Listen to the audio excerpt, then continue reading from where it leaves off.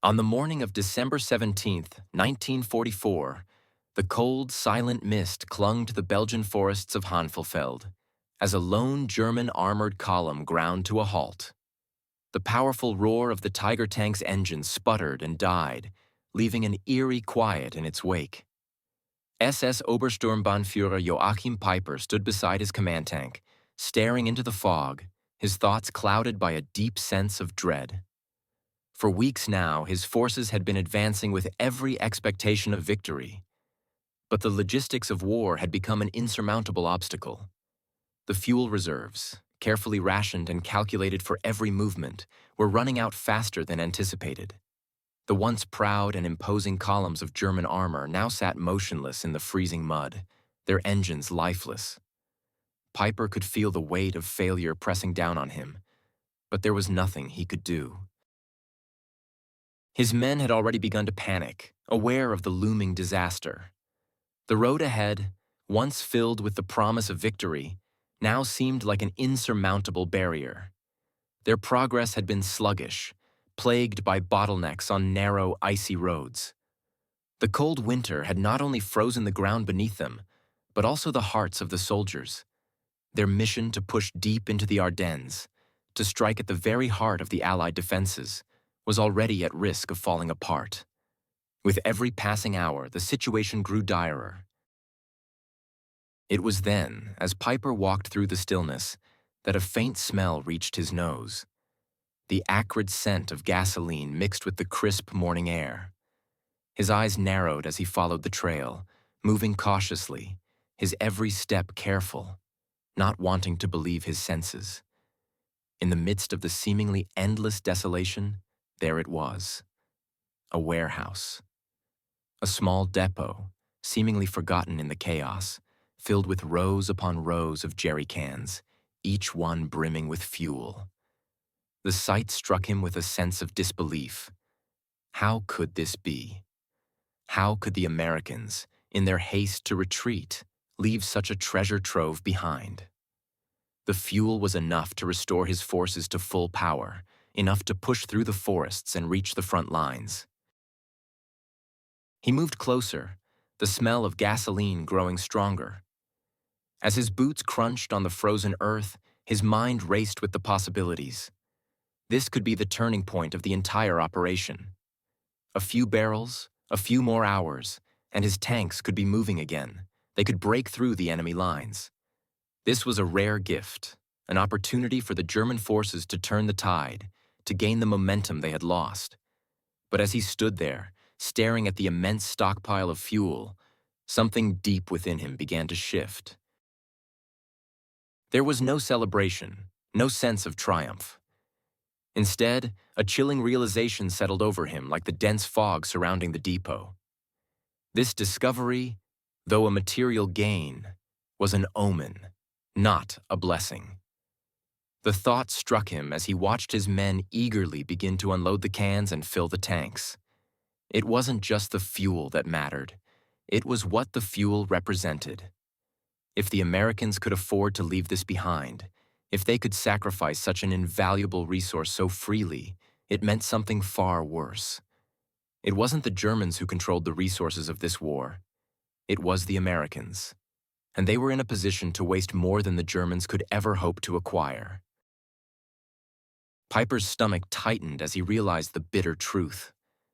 The Allies were not fighting a war of mere tactics and battles. They were fighting a war of industrial power, of resources so vast that they could afford to throw away what the Germans would fight to the death for. This discovery, this fuel, was nothing but a symbol of the overwhelming difference between the two sides. As the men celebrated, the stark truth weighed heavily on Peiper's mind. The war was already lost. This was no longer about strategy, no longer about skill or bravery. It was about resources, and in that, Germany had already been defeated. His soldiers, too, began to sense it, even if they didn't fully understand.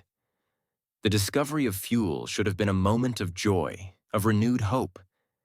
Instead, it was a hollow victory. The Americans had not only ensured their own victory with such abundance, They had rendered every German effort meaningless. Peiper stood motionless, watching the men pour fuel into tanks, each leader a painful reminder that they were fighting an enemy whose advantage could not be overcome. It was not the fuel that would win the war. It was the ability to control and waste it with impunity. And as he stood there, surrounded by his men and the endless rows of jerry cans, the reality of the situation began to settle in. This war was no longer about military victories. It was about the crushing weight of industrial power. And no amount of bravery, no amount of German ingenuity could stand up to it. The Germans were already fighting a losing battle, and they hadn't even realized it yet. The morning of December 17th, 1944 was cold and bleak, with dense fog hanging low over the frozen Belgian landscape. The German armored column, led by SS Obersturmbannführer Joachim Peiper, had been advancing westward for several days, cutting through the Ardennes in what had become a desperate offensive. The column stretched for miles, a mixture of Tiger tanks, half-tracks, and artillery, each vehicle struggling to move through the narrow snow-packed roads. As the convoy pressed forward, the engines of the heavy tanks began to sputter and cough, their mechanical growls becoming erratic as the miles wore on. The icy roads, filled with sharp turns and treacherous stretches, made the journey even harder. The once proud force that had stormed across Europe with unmatched power now found itself faltering under the weight of the terrain and the limitations of its supply lines. Peiper, a veteran of the Eastern Front, had seen his fair share of adversity. His experience had taught him that a battle could be won or lost long before the first shot was fired. He knew that in this campaign, the greatest challenge would not come from the enemy's guns, but from their own logistical failures. The war was being fought not just on the front lines, but in the supply chains that fed the army. And it was becoming clear, even as the tanks pushed forward, that the supplies they had been allotted were running out faster than anticipated. As Peiper moved along the column, his eyes darted from one tank to the next, observing the steady stream of problems emerging with each passing minute. The tank crews were used to the cold, but the constant struggle to keep their vehicles running in sub-zero temperatures was beginning to take its toll. Even the powerful Maybach engines that powered the Tigers were groaning under the strain of the rough conditions. At every stop, the crews worked furiously to restart engines, but the effort was in vain. The ice-cold fuel lines had begun to freeze, and the engines, starved of the essential gasoline, refused to start. Peiper's mind raced as he assessed the situation. This had been a long-planned operation, and they had been counting on maintaining their momentum as they pushed westward, through the Ardennes. But the first day of the operation had already revealed a critical weakness. The tanks were consuming fuel at an unsustainable rate, and there was no reserve to draw upon. The fuel allocated to their units had already started to run low, and every passing hour brought them closer to a critical shortage. As the column came to a halt for a much-needed break, the officers and tank commanders gathered around Peiper. The mood was tense.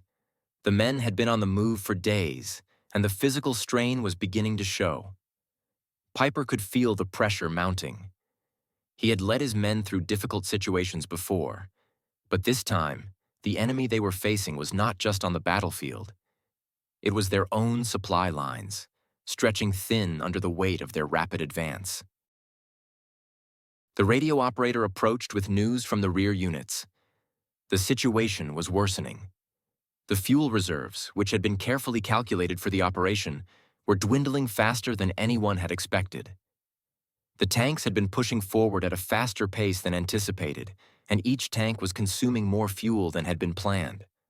The reserves that had seemed ample just days before now appeared to be insufficient for the task at hand.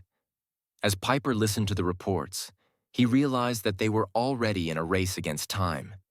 If they did not secure more fuel soon, their entire offensive could grind to a halt. He called for a meeting with his senior officers. They huddled together in the biting cold, their faces drawn and their breath forming clouds in the frigid air. The plan had always been to advance swiftly, to push the Americans back and secure key positions. But now, with fuel running low and no easy access to resupply, the mission was becoming an exercise in survival. The Americans, after all, were not just an enemy on the battlefield. They were also a logistical force to be reckoned with. The Germans had underestimated the importance of fuel and supplies in modern warfare, and now it seemed they were paying the price for their miscalculation. Peiper knew that without fuel, the tanks would become nothing more than sitting targets. The artillery and infantry would have to follow the tanks on foot, slowing the entire operation.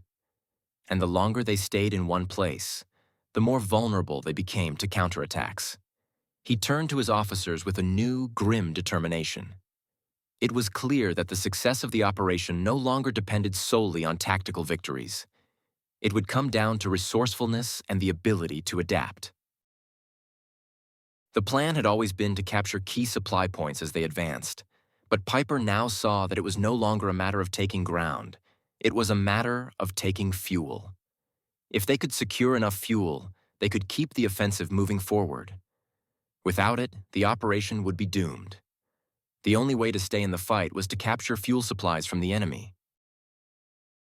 As the officers discussed their options, Peiper's mind wandered to the broader picture. He had been in this situation before, where a battle was won or lost based on logistics, and it had been the Germans' failure to secure adequate supplies that had doomed their past efforts. He had seen it on the Eastern Front, where the advance had faltered as fuel and ammunition ran out. But this was different. The American supply system was a machine unlike anything the Germans had ever faced. While the Germans were scraping by with limited resources, the Americans had an industrial capacity that allowed them to produce more than they could possibly use. It was a situation that was difficult to comprehend, let alone combat. Peiper knew that he was facing a formidable opponent, not just in terms of soldiers or tanks, but in terms of industrial might. The Americans could afford to waste resources in a way that the Germans could not. They could burn fuel as easily as they could transport it, and that waste was something Peiper could not fathom. The disparity in resources would be the deciding factor in this operation. The Germans had superior tanks, superior weapons, but without the fuel to operate them, those advantages meant nothing. As the men broke up the meeting, Peiper's resolve hardened. They would continue the offensive, but their strategy would need to change. They would no longer be fighting for territory alone. They would be fighting for the fuel to keep their tanks moving. It would be a race, and the outcome depended on which side could maintain its resources long enough to force the other into submission. And Peiper, with his experience and leadership, knew that the fight for fuel would be just as crucial as the fight for every inch of ground. He turned to his driver, signaling the column to resume its movement, and the tanks, their engines sputtering back to life, began to roll forward again. The enemy lay ahead, but now the focus was no longer on the battlefield alone. It was on securing the resources that would keep them in the fight. The race for fuel had begun, and with it, the true test of strength in the modern war. On the morning of December 17, 1944, the German column, led by SS Obersturmbannführer Joachim Peiper, had been fighting its way through the Belgian countryside for days. The bitter cold had taken its toll on the men, and the constant struggle to keep their vehicles moving on the icy, uneven roads had worn down their spirits. The tanks, once roaring with the power of their Maybach engines, had begun to falter. The relentless strain on the machines, coupled with the increasingly difficult terrain, had drained their fuel reserves far quicker than anticipated. The column, originally poised to move swiftly westward, was now creeping forward, its progress slowed by the harsh conditions and the ticking clock on their remaining fuel. Every hour seemed to bring them closer to a complete standstill. Peiper's leadership had been tested before, but the urgency of this moment weighed heavily on him. The logistics were falling apart. They were running low on fuel, and even the most determined soldiers could only march so far before exhaustion set in. The tanks were designed for mobility and power, but without fuel, they were nothing more than immobile hulks of metal. Peiper knew that the key to continuing the operation, to achieving any semblance of success, lay in securing more fuel. But the question was, where? As the morning wore on, the situation seemed increasingly dire. The men were on edge, their eyes constantly scanning the horizon for any sign of the enemy, or, better yet, a hidden supply depot. The bleak landscape seemed to stretch endlessly in all directions, offering no respite from the biting cold. But then, as the fog began to lift, something caught Peiper's eye in the distance. It was faint at first, barely visible through the haze, but as the column drew closer, it became clearer. There, at the edge of the village of Honsfeld, was something that neither Peiper nor his men had dared hope for: an American fuel depot. The sight of it was almost surreal. The sheer scale of the stockpile was staggering, and for a moment, it seemed too good to be true. Rows upon rows of jerry cans, stacked high and neatly arranged, filled the small compound. It was a sight that could have been pulled from a dream, or a nightmare. For the weary German soldiers, it was a miracle, a lifeline that had come out of nowhere. Peiper's heart raced as he signaled for the column to halt. The tension in the air was palpable, but there was no time for hesitation. He quickly gathered his officers and issued orders. They would approach cautiously, keeping a close watch on the surrounding area for any signs of American troops. The depot was undoubtedly valuable, and though the Americans had already retreated from the area, Peiper knew better than to assume it was entirely abandoned. The enemy could still have forces nearby, ready to launch a counterattack if they caught wind of the German presence. With the men ready and alert, the column began to move forward, slowly, with caution. As they neared the depot, the soldiers could hardly contain their excitement. They had been living on fumes for days, and this discovery was a lifeline that could keep their offensive alive. Tanks, half-tracks, and supply trucks rolled up to the depot, and the soldiers immediately began unloading the precious fuel. The sight of the jerry cans being lined up and filled with gasoline was almost surreal.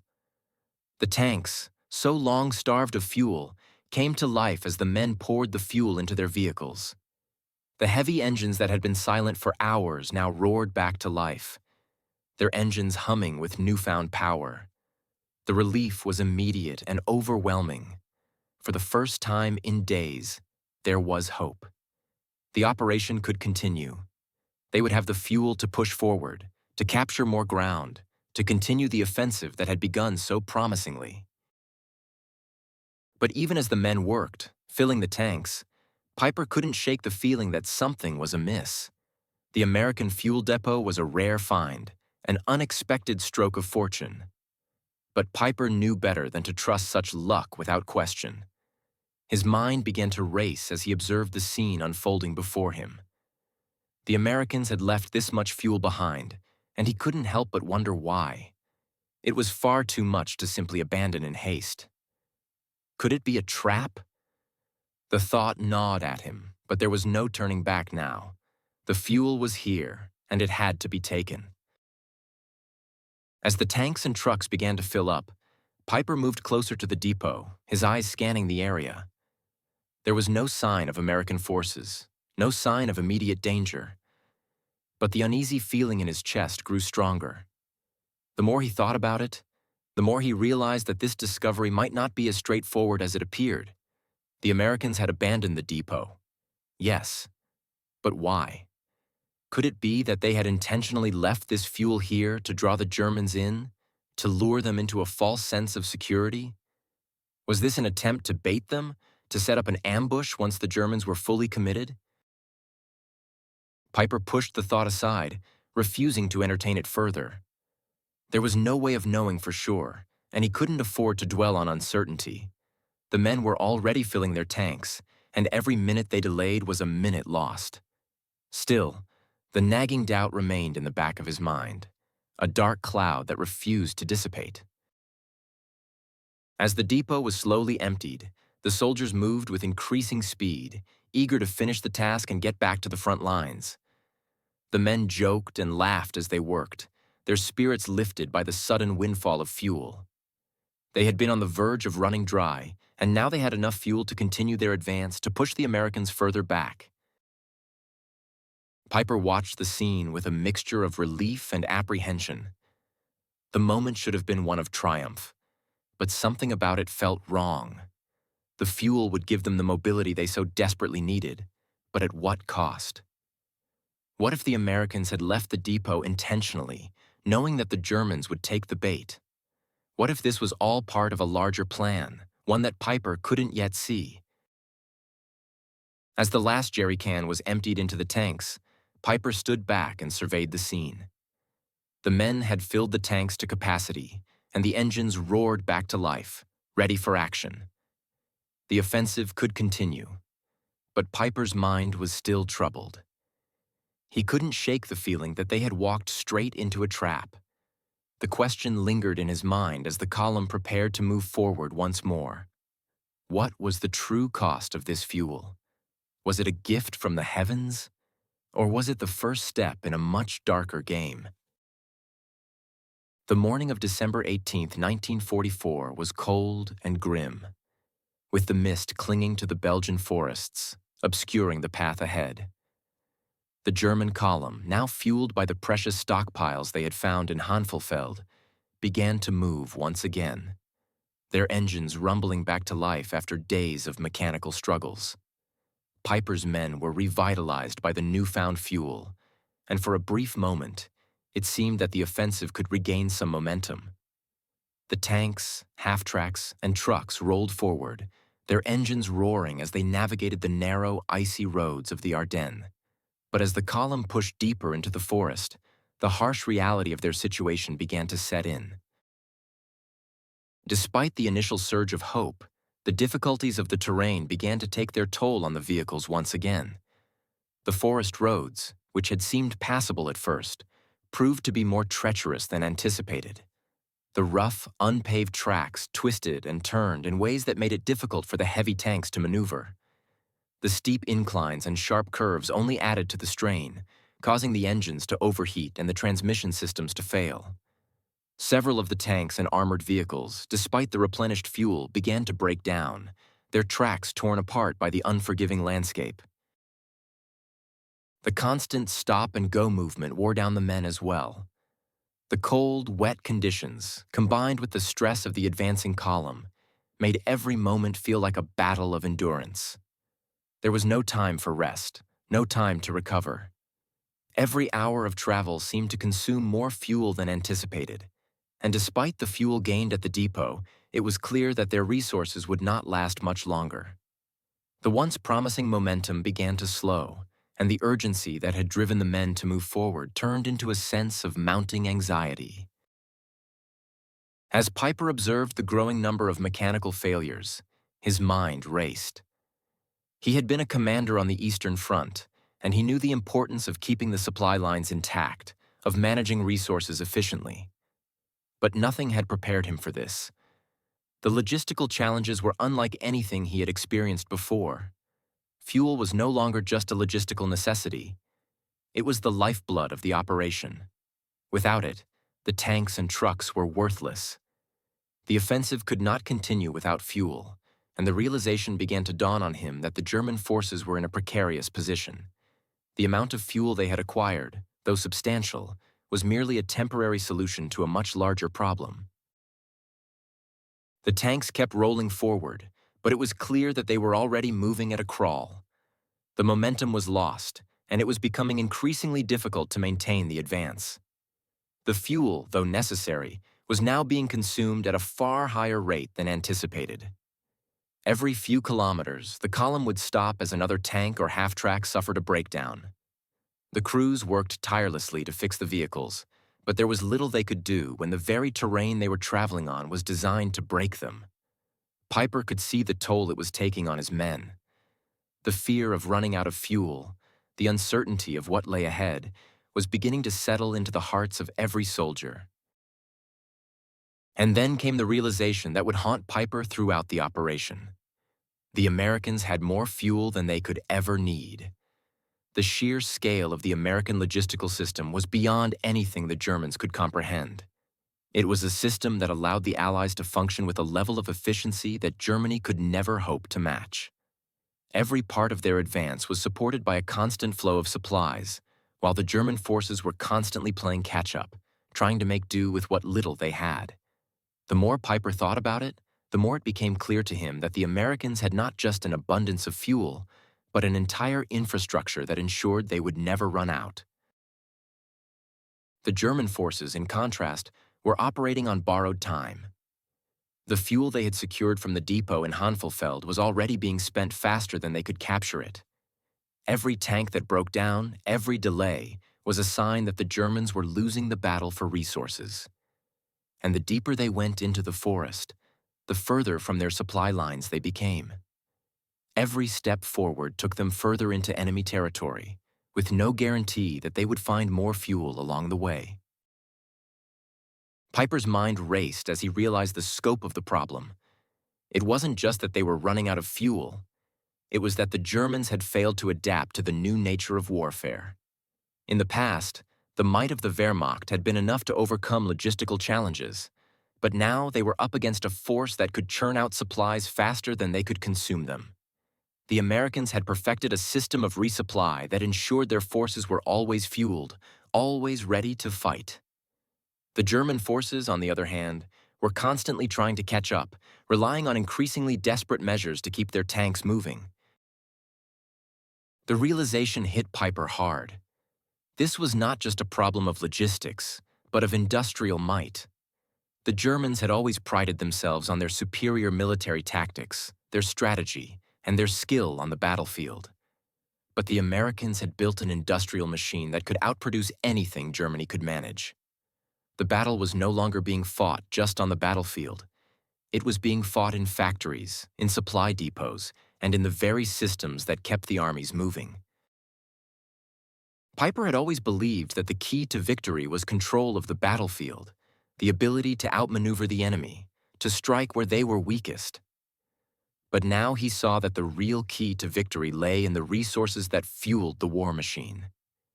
The Germans had been able to fight for years on limited supplies, but now the sheer volume of American production was making their efforts irrelevant.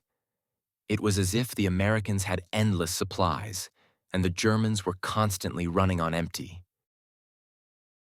The tanks in Peiper's column continued to move forward, but it was clear that their progress was already doomed. The supply lines were broken, the fuel was running out, and the Germans were fighting a war they could no longer win.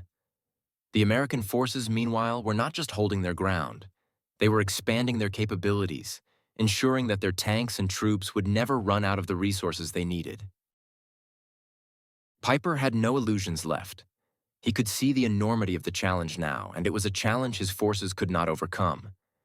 The American industrial system had turned the tide of the war. The battle for fuel, for resources, had already been won. All that was left was for the Germans to realize it.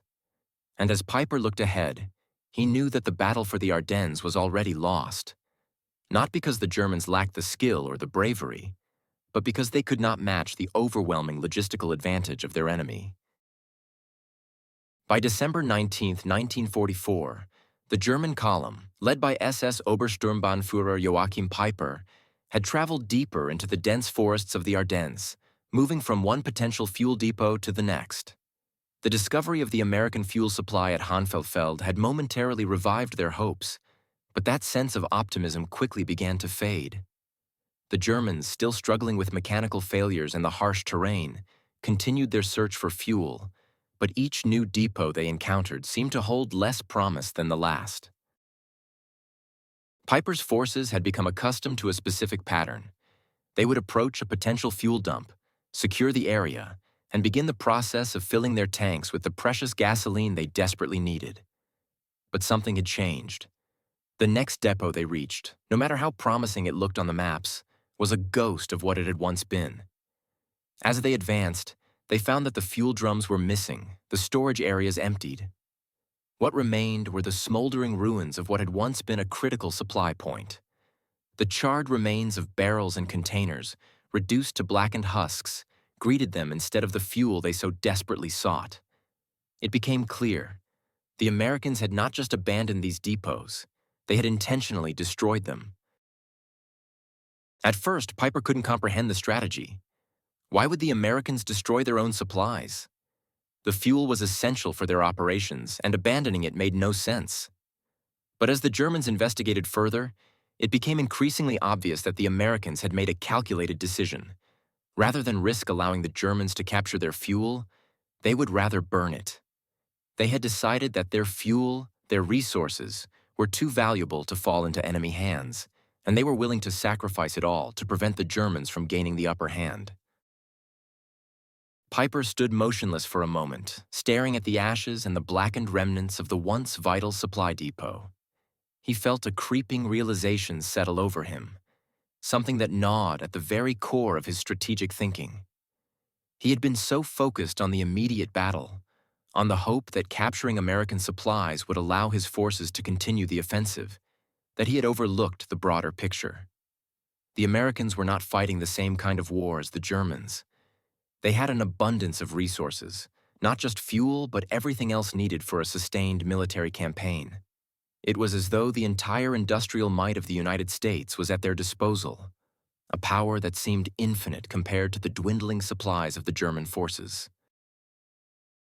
The more Peiper thought about it, the more he realized how outmatched they were. In the past, German tactics had always relied on seizing enemy supplies to fuel their campaigns. The Germans were masters of using limited resources to achieve significant victories. But now, the Americans had effectively neutralized that tactic.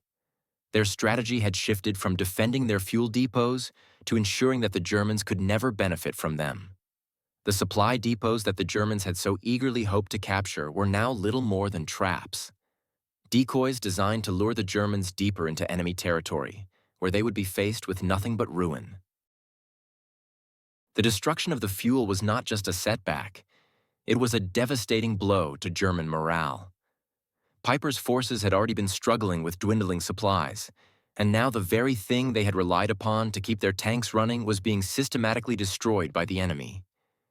They had no choice but to continue forward, to hope that the next depot they reached would still have something left. But with every step, they were losing time and fuel, precious resources that they couldn't afford to waste. The longer they remained without fuel, the more vulnerable they became to counterattacks. They were becoming increasingly isolated, dependent on luck rather than strategy to continue their mission. What was even more disheartening was the realization that the Germans were not only fighting against the Americans' military might, but also against an invisible advantage: the Americans' ability to control and manage their resources with an efficiency that was beyond the reach of the Germans. While the German forces were struggling to make do with limited fuel, the Americans had perfected a system that ensured they could continue to supply their forces no matter the circumstances. The Red Ball Express, the massive convoy of trucks delivering supplies, was one example of this system. It was a logistical machine that kept the front lines supplied with everything they needed: fuel, ammunition, food, and medical supplies. The German forces, meanwhile, were still relying on overextended supply lines that were becoming increasingly difficult to maintain. Peiper and his officers began to see the full scale of the problem. They were no longer fighting just a traditional military battle.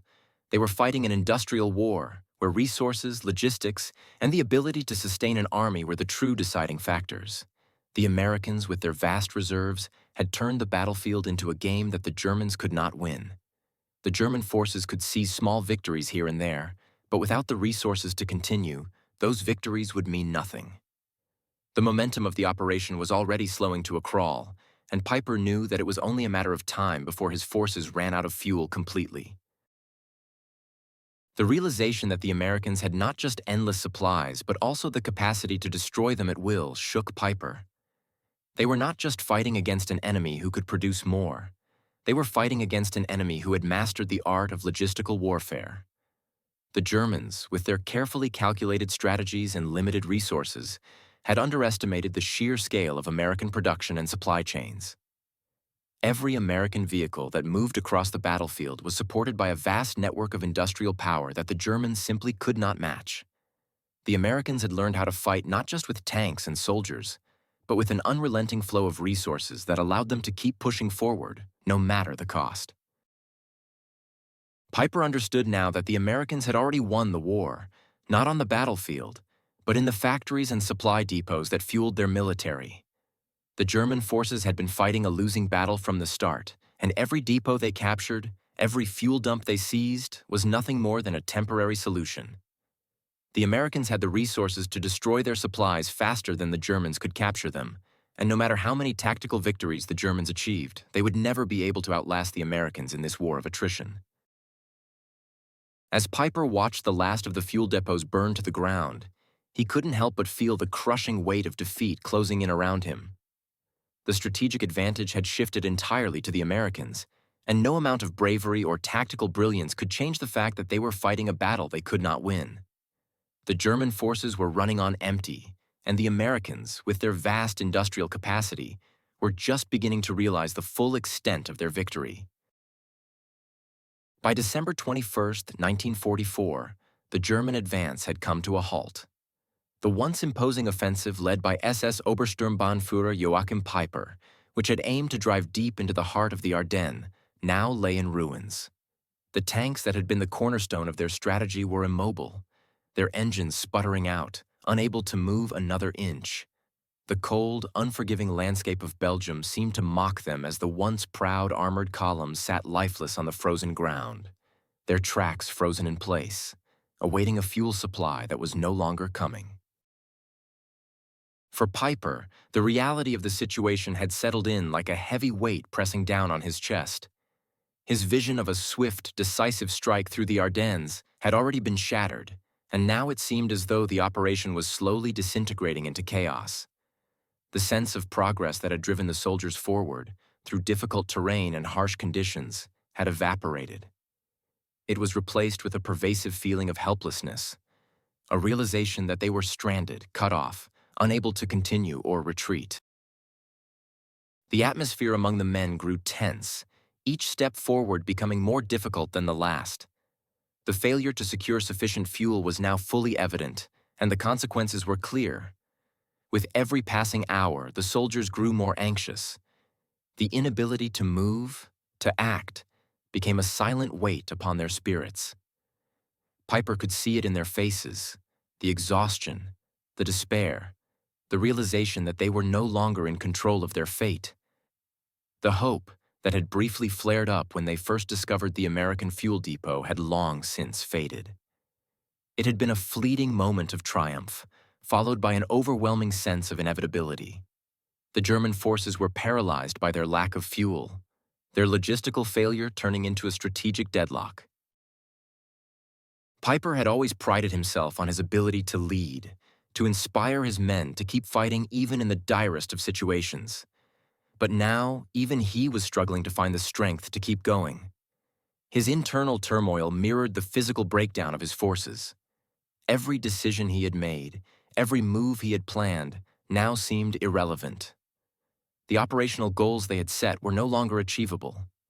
The tactical superiority of the German army, which had once been the source of so many victories, now counted for little in the face of such insurmountable logistical challenges. It was a harsh truth that Peiper could no longer deny. The war had become a contest of resources, and the Germans were losing, badly. His mind turned inward, grappling with the devastating realization that the war had already been decided. It was a slow, creeping understanding, one that had taken hold of his thoughts over the course of the past few days. The German army, once the dominant force in Europe, was now powerless in the face of overwhelming American industrial might. The Americans had more fuel, more trucks, more tanks, more planes, and more men. They could afford to waste resources, to burn fuel and destroy supplies without a second thought, while the Germans were forced to fight tooth and nail for every liter of gasoline. It was as though the war had changed without him realizing it, shifting from one fought on the battlefield to one fought in factories and supply lines. And now, in the thick of the battle, Peiper saw the true extent of the gap between the two sides. The Germans had never been able to match the Americans' industrial output.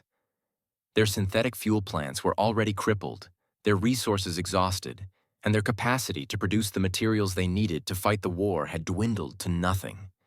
The realization was both crushing and inevitable. Germany had lost, Not just the battle, but the entire war. Peiper's personal crisis mirrored the collapse of his operation. He had always prided himself on being a strategic thinker, a commander who could turn the tide of battle with a well-executed plan. But now, he felt helpless. The strategy that had worked in the past, that had carried him through the brutal battles on the Eastern Front, had failed here in the West. The fuel shortages were not something that could be overcome with clever tactics or a bold maneuver. There was no way to outsmart the logistics of the enemy.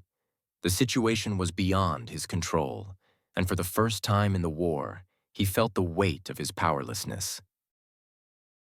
As he stood over his immobilized tanks, watching his soldiers work tirelessly to salvage what they could from the wreckage of their offensive, Peiper found himself questioning everything he had believed in. The German war effort had always been based on the idea that superior tactics, superior strategy, and superior training could overcome any obstacle.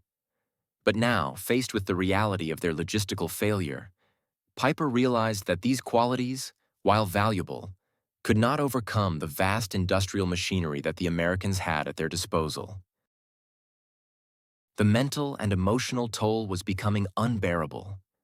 Peiper, once a fierce and determined leader, now felt the weight of defeat press upon him from all sides. His thoughts turned to the men under his command. They had fought bravely, enduring the harshest of conditions, but now their spirits were as broken as their tanks. He could see it in their eyes. They had given everything they had, only to be met with failure at every turn. The realization that they could not win this war, that their efforts had been in vain, was a bitter pill to swallow.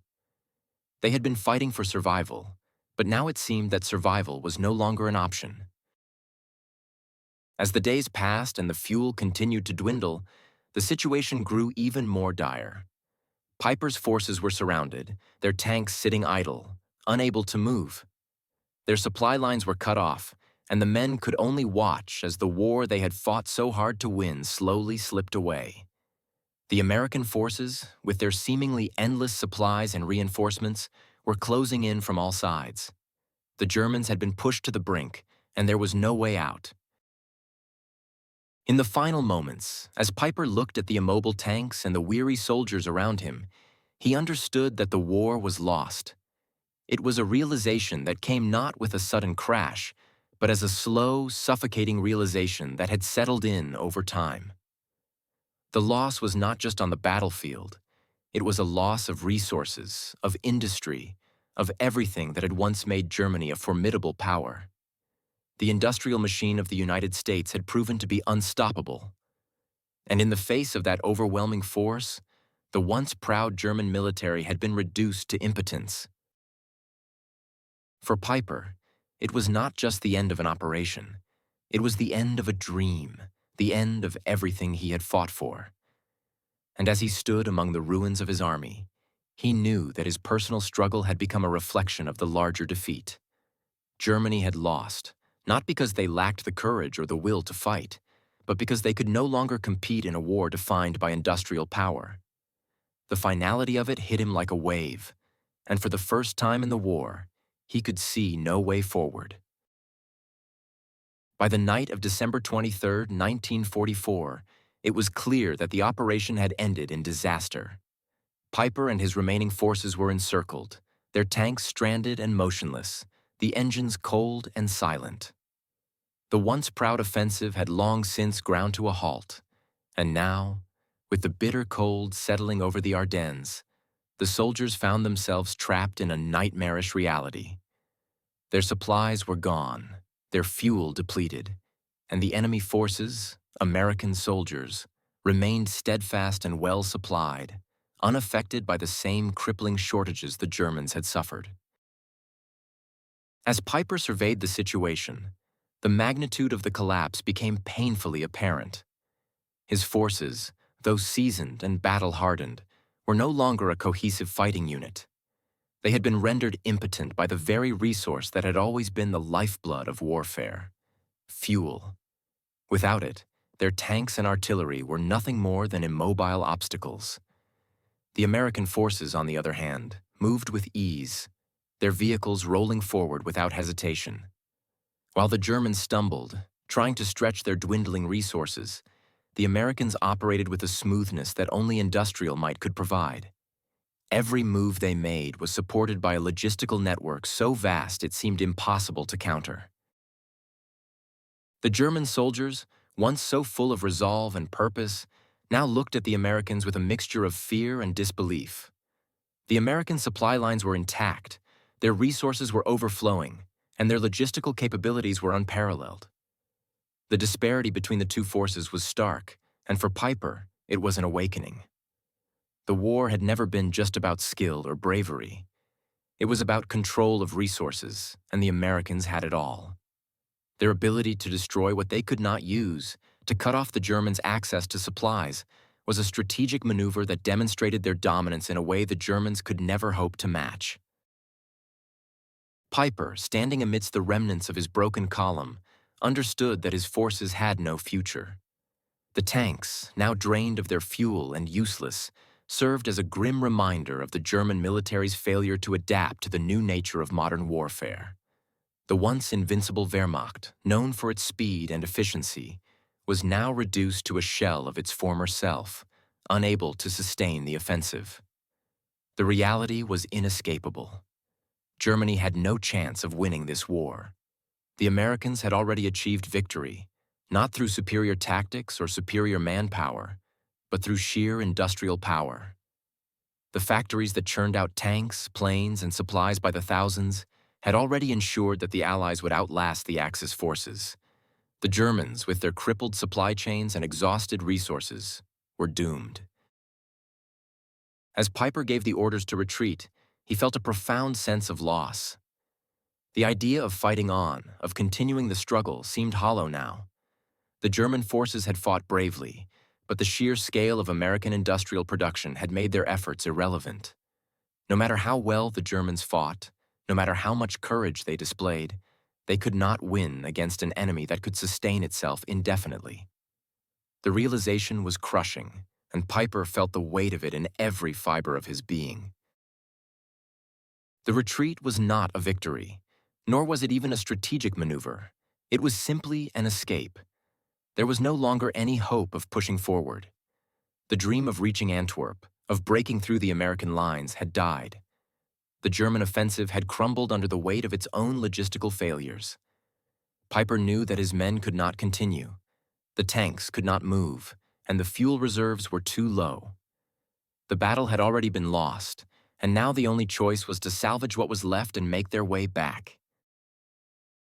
As the remnants of the column began to move, Peiper looked back at the battlefield, now scarred with the wreckage of his army. His mind raced with the painful realization that it was not the enemy's guns or tanks that had defeated them. It was the American industrial machine. The Germans had been fighting with one hand tied behind their backs, trying to outmaneuver an opponent who could outproduce them at every turn. The very fabric of warfare had shifted, and the Germans, for all their expertise in combat, had not adapted fast enough. The enemy had resources in abundance, resources that the Germans could never hope to match.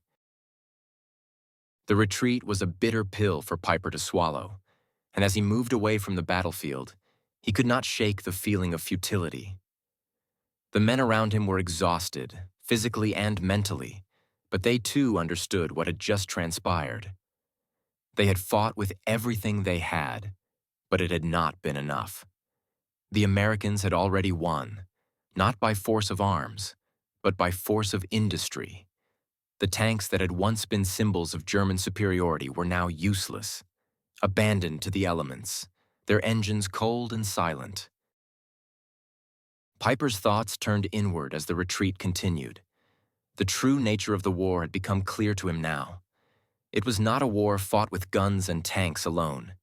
It was a war of logistics, of resources, and the Germans were ill-equipped to win in this new era.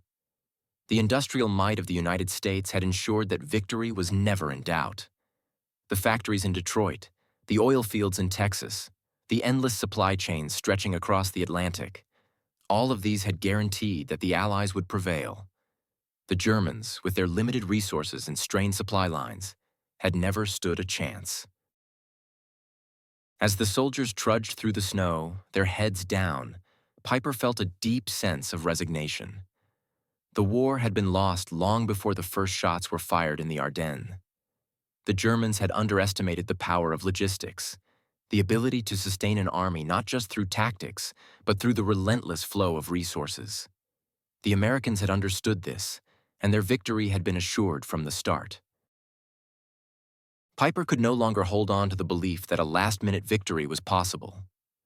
The reality of defeat was inescapable, and as the sound of retreating tanks faded into the distance, he understood that the war was over. Not because of a single battle, but because the Germans had never been able to compete with the industrial juggernaut of the United States. The enemy's logistical superiority had already sealed the fate of the conflict. The final irony, as Peiper looked at the men around him, was that the war had been won by factories, not soldiers. The Americans had already defeated them before the battle ever truly began. And with that, Peiper finally accepted the inevitability of defeat. The Germans, for all their bravery and skill, could not overcome the overwhelming advantage of industrial power.